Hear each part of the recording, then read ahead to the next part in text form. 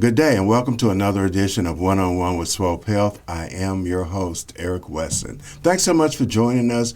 Got a great show planned for you today. My guest today is none other than the Deborah Mann. She is the executive director of and president of Emmanuel Child Development Center, one of the most prolific child development centers in Kansas City.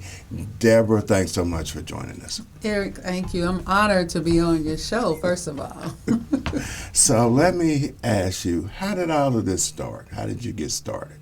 Well, it's a long story. You know, it got started when I was young in high school I take that back. When I was a kid, and my mom's house used to be the house where all the neighborhood kids would come.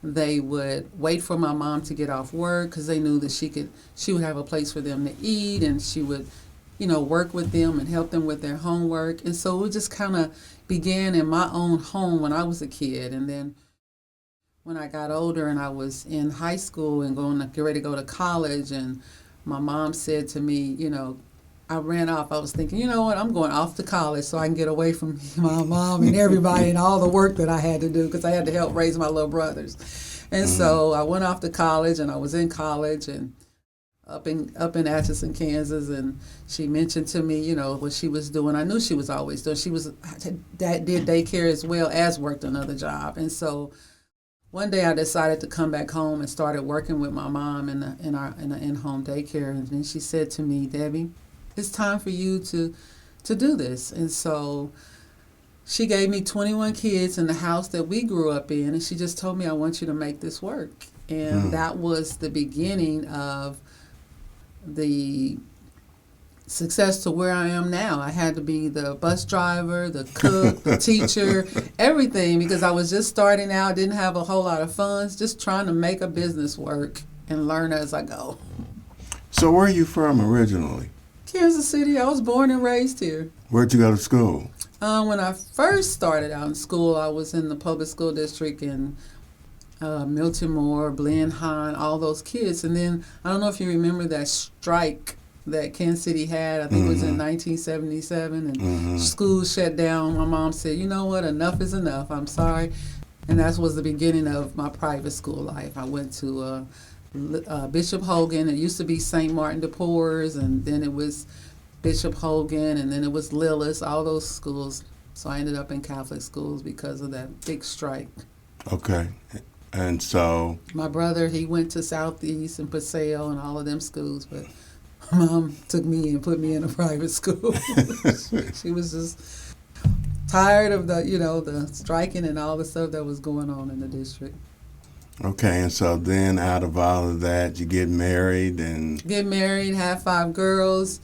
They all grow up in the daycare that I'm running. So they've never been anywhere else. They grew up there. They came back and they worked there until I put them out and said, you go find a job where somebody's going to hold you accountable because Mama can't do it. And so it's just been, just a family issue. Just wanting to impact the change in this community. Our whole family is just driven on helping other people. And so that's just kind of the motto we have when we look at child care. How do we help the whole family?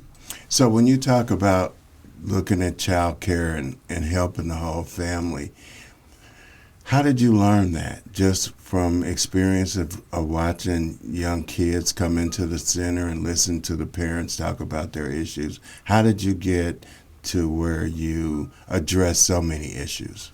Well, like I said, when I watched my mom, who was a single mom, my dad died when I was like 10 years old, and so for a while she was a single mom. And so looking at single moms and the issues they have and trying to raise kids by themselves and realizing on the incomes that they were making, it's impossible to be able to provide like you want to. And so that was kind of the beginning, just looking at the holistic approach. When I had moved over here on Swope Parkway from my first center, I was thinking, I got to meet the needs of these families. I got to really impact change, because you can't provide quality child care and not impact the whole family, because they're one. They all go together. And so then you started the center. I moved from 44th and Monroe in 1991, and then I was on Swope Parkway for some years, all the way up until, when we were on Swope Parkway, we had 3 different buildings. It used to be the old Bishop Helmsley School. A lot of people went to that. And you say, I heard the previous mayor, Sly James, say he went to the Montessori school. So a lot of people knew that building, and it was really the buildings for the nuns and the fathers. So if you can imagine, no windows hardly, classrooms are small, really a house. And so we did the best we could there until, we decided, it's time for a change. And we reached out to the community, and when we were in that decision making about how this new building is going to look to where we are now on the 47th and Prospect corner, we thought we have got to have all the resources in one place for families. Mm-hmm. It's important because families can't take off work, lose money to have to take their child to the doctor, to the dentist, or needing groceries or needing WIC or whatever it is they need. We had to figure out how to bring all of that under one umbrella, and that's what we have successfully done. And so I tell people we're the one-stop shop. We provide health care through Swope Health Services, which is amazing. They provide dental, they provide pediatrics, WIC. And we're now looking into adult medicine, so it just continues to grow. And then we, are part of the Community Action Agency Center. They come in and they provide rental assistance and support food assistance. There's so many things. People don't know what's going on at Emmanuel. Okay, and you just go from one to the other. Okay, we got medical for kids. Well, what about the parents? So let's do some adult medication for them as well, so they don't have to take off work. We're headed in that direction. That's what we're trying to do now. We're actually talking with Swope to extend that services. They're currently providing physicals for our staff. So we have touched into the adult medicine side.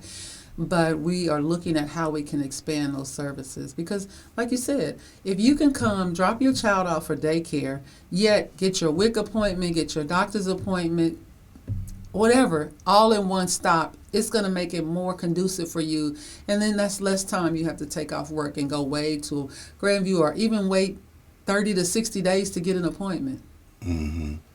I got an inside connection. I can just call up Swope and say, I got a child that needs a physical. They say, bring them over. I need shots. And that's outstanding. That is such a blessing. And it just goes to all the things that Swope does in the community as well as Emmanuel. So let's go through the journey in building the center. Oh, that journey. Ooh, I remember when I was in the car on that journey, let me tell y'all. I remember when I first thought about this and I was talking to the board. And, it's one thing I can say. My board supports, I'm a visionary. I come up with all these amazing ideas, and then I try to surround myself with people that help me get it done. And so one of the things when I first started, I never forget, I went to Reverend Tyndall and Reverend Mann. And I was telling them I was would meet every Friday at the Urban Summit, and we would talk about what I was trying to do. And so one day they took me to Central Bank. I never forget, and they told both of them went with me to see Bill Dana, and they said, you need to help this woman. She's got a lot of dreams that can really impact our community. And I'll never forget when they told me, when I have some money on the table, come back. So we're at the bank, and they tell me when I have some money on the table. I'm like, okay, they don't know who they talking to. I'm like, that's fine. I think it was a year later, I came back. My first grant that I had written to the Weinberg Foundation was $500,000 to go toward the new building. And I said, okay, y'all, here's $500,000. Then I had gotten some new market tax credit, and there's $1 million. It was just coming in, and I'm like, okay, it's time to put your money where your mouth is now. And so that was the beginning of just really fundraising. I think it took me, with Hardwick helping and IFF and just different other, community foundations just coming together to give. That was the journey of beginning to first raise the money. I think it took 3 years to really get the money that I wanted to get started. And it was once people saw what we were doing, they wanted to be a part of it. I mean, when you go from classrooms that are like bedrooms and hardly windows to an amazing 28,000 square foot building where there's tons of windows and lots of sunlight, open space for kids, a clinic, all kinds of things, you want to be a part of that. And so to date, I can say that project was about $10 million, and I only have a note on 4. So all the rest of that was raised. Praise the Lord. Yes, and so, that is just the beginning. Our goal, like I said, is to transform that corridor, that corner of 47th and Prospect West, and really we call it now the Emmanuel campus. So we got our early childhood center sitting on the corner, and then the goal is to take out the apartments in our old building and put in that parking lot that everybody in the world knows we need. So, just got to get some funding. But you know what? I don't worry about it. It's coming. The funding will come. And then, once we put that parking lot in, we're going to build another building. We're going to build a science and technology building for school agers, because we believe, we have early childhood, quality early childhood, but our school agers need a place they can call theirs. And so we're building, our goal is to build where our old center is, to build a STEM building where kids have exposure to science, technology, STEM, entrepreneurship, job readiness skills, all those things that they need to be, college tours that they need to be successful. So when you say take out the apartments, you mean the ones that are on between our old building and our new buildings, all of that between our new building all the way to the old Job Corps building on the end, we want to take all of that out and redevelop that whole block. Put in a parking lot so that we can have a parking lot that's conducive to the traffic of the current center, and then support the new building. And then we're going to renovate the Job Corps building and then connect a new building to that to put in a full kitchen, gymnasium, auditorium-like space to have programming, and then renovate the Job Corps building for our classrooms and everything. So that includes the building that Erica used to go to? It's coming down. Really? All of that is coming down, yes. But what it's going to be replaced with will be amazing. And just think about it. Kids in the inner city, school agers, they don't have access to STEM. They don't have access to building robots and be having the opportunity to look at our goal is to partner with some engineering firms or people that look like them to see that, maybe I can be an engineer, or maybe I can be, whatever. We want to expose them to that. Okay, so in addition to child care, child development, there's the book bags giveaway at school, there's the Christmas baskets, there's all of these other things that you all do. Tell us about those and how those came into existence. As a need, we would have provide summer school for kids every year, but then we would notice, when it came time to get all the school supplies, they didn't have it. Parents didn't have the funds. So we started an annual back to school rally where we have this big event, sometimes in the park.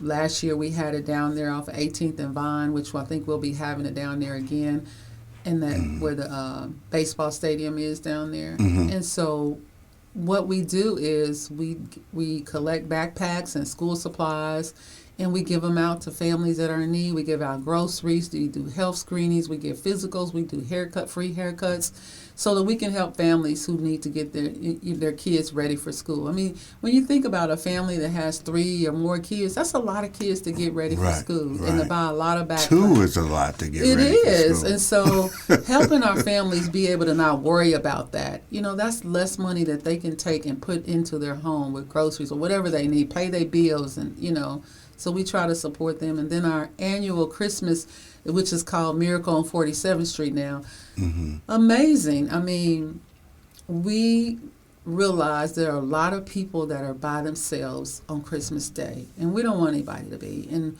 we realize, and like I said, when you got a lot of kids, or are you just alone, just to be able to come somewhere and to hang out and listen to live music and eat all you want, and just even this year we had on some football games. I mean, people were just sitting in the hallways watching football. So it's just like a big family event. And I think this year we fed about 500 people right there, in and out. They were either drive-through picking up food, walking up picking up food, or sitting down and stay. We turned our classrooms into dining halls, and so it's just about having access. When you give people access, then they can change the trajectory of their lives. So when you do the comparison, did you have more people on 35th Street and the big Emmanuel Center? Because it was bigger? It was bigger, yeah, and more people could sit down. Oh, yes. When the first time we did that on 35th Street, we had 900 people show up, and they were lined up around the corner. Yeah. I mean, it was people lined up around the block. But But you know what? Our new building, for our STEM building, we're gonna have a big enough space to do that again. So it's coming back. So the future of Emmanuel Child Development Center will be the STEM project, and taking out and doing more building, parking space, of course, because sometimes you can drive down Prospect. But you all do a good job, really, I would say, of coordinating it, having somebody out in the street directing the traffic. And I think people that come down Prospect are used to it now, so they know how to drive around it. So Yes. that's been a great help as well.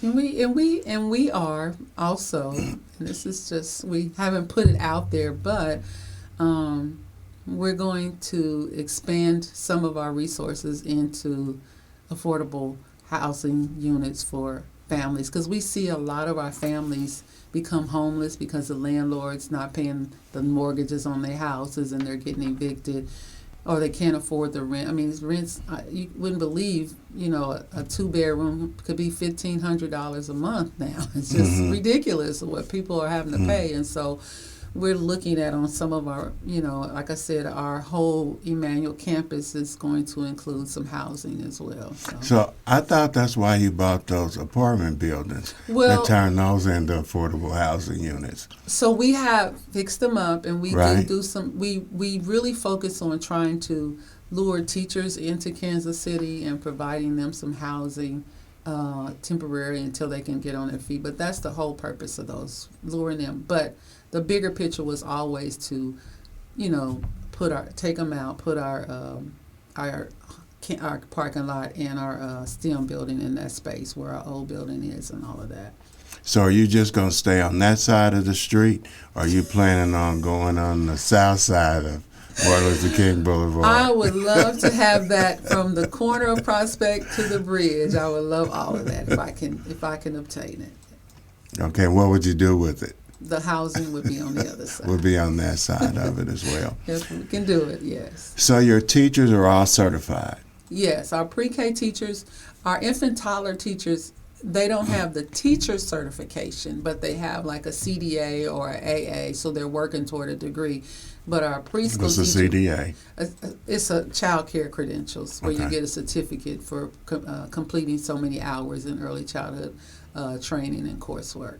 Okay, and AA is? Associate's degree in early childhood. Okay. Yes. And we have a whole range from CDA, and we also have some new, we were blessed to get funded as one of the workforce development grants that came through the state. And so we will be starting a apprenticeship program for people that are interested in early childhood. And so we will be bringing in some entry-level people, and we're calling it kind of the train as you work program. And so we will have some entry-level people, but our goal is always to hire if you already have the training, but realizing that it's really a rough time now to hire people. So we will be training.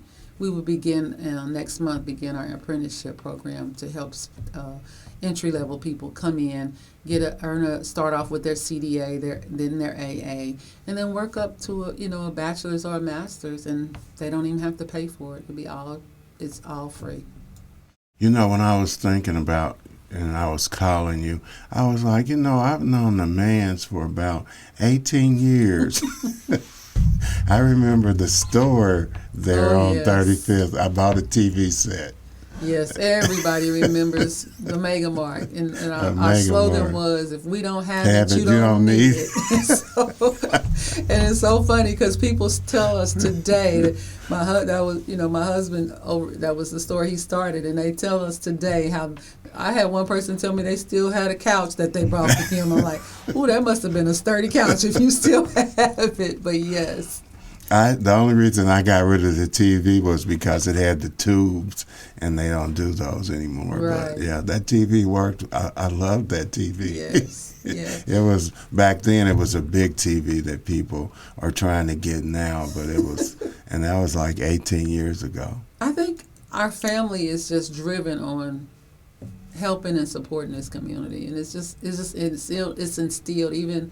Our kids, when we have those events, you see my kids out there, Brittany, all of them out there working it. So it's just a part of our makeup. I raised them to give back, and so when I'm long gone, my desire is that they'll carry on my legacy and they'll help this community and make a difference. And they're all there. They are. Except the ones. My oldest had to put her out. She was on her phone too much.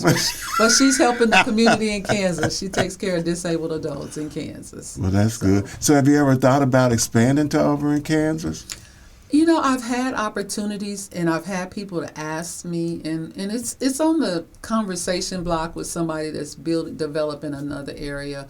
That has been a thought about what I do. I would love to replicate, because I believe the three things I believe go together is child care, medical, and housing. Mm-hmm. So wherever you're building housing, it should be medical there, and it should be child care. And so that model that I'm doing, and that's why it was so important that I had Swope in there, because I believe child care, housing, and medical go together. And so there's a project that's being talked about in Kansas. So it's being put on the table. And Swope is over in Kansas as well. Mm-hmm. So that would be a great partnership as well. Yes, I love my partnership with them. Like I said, I got some people on speed dial I can call up and say, I need your help. And they make it happen. Physicals, TVs for my staff, and, what's important, taking care of the community. So if you can wave your magic wand as we wrap up, and you could do 3 things to improve the child health care system and child care system, what would those 3 things be? One would be more access. I don't believe we have enough access in a timely manner. A lot of times you hear families having to wait. And so if we could just have more access to the services, like I said, we're trying to bring on adult medicine. If I can get that at our center, that would be amazing. And then the second would be,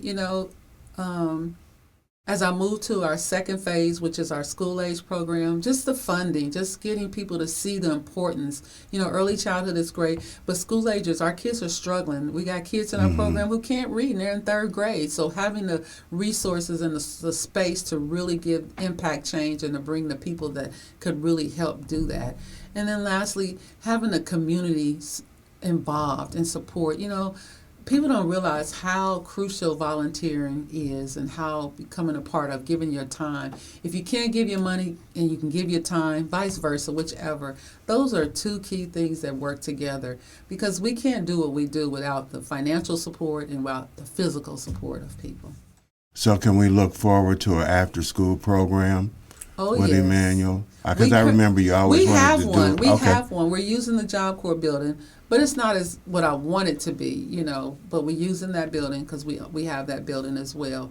But yes, you're going to see a building that's going to transform the blight, the ugliness that sits on our corner, and utilized in a way that is going to impact change. And you're going to see kids that are going to come out of that program, and they're going to tell people how impactful Emmanuel was to their lives, and how I'm in college now because of the support I got when I never thought I could go. I'm a first-time college student in my family ever to go to college, and that's going to be because of the support that Emmanuel gives them. And so you recently had a luncheon fundraiser for Emmanuel. Yes. That was our first fundraiser ever, and it was amazing. The people showed up their support. But we did that. Most people think that fundraisers are for, to buy something new, to operations. That fundraisers was so that I could raise the salaries of my staff. The entry-level people that come in, when you're making $13, $14 an hour, you can't live off of that. And so the goal of that fundraiser was to take our staff up to higher wages and to be able to recruit better staff because we can pay more and we can be competitive. So are you maxed out at your staff, or you still have open positions? Oh, no, we have openings. We have classrooms that are not open right now because of staffing shortages. But what about the enrollment? Is it good? Oh, we have 100+ kids on the waiting list. We just need some staff, and that's why we were able to get the workforce development grant. It's because we're going to bring entry-level people in and get them trained, and that's why I said our entry-level, instead of minimum wage is 11 something here in Kansas City. We want a minimum wage to start out at being $15 an hour right now, not when they pass the law and say we want it to be now. So that's our goal, and that was what the fundraiser was all about. All right. So we look so forward to the next page of what is going to be happening in our community, and I commend you for doing a fabulous job at what you're doing. I'm always there. I know you got me on speed dial. Yeah, you're one of them. You, Nancy, all of y'all.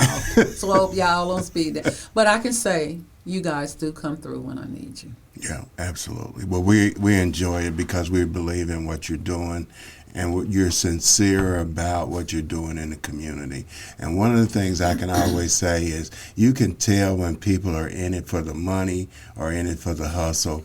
You're in it because you believe in what you're doing and you believe in our kids. And that's the only reason why I mess with you, because if I thought you was just in it for the money, you would have been gone.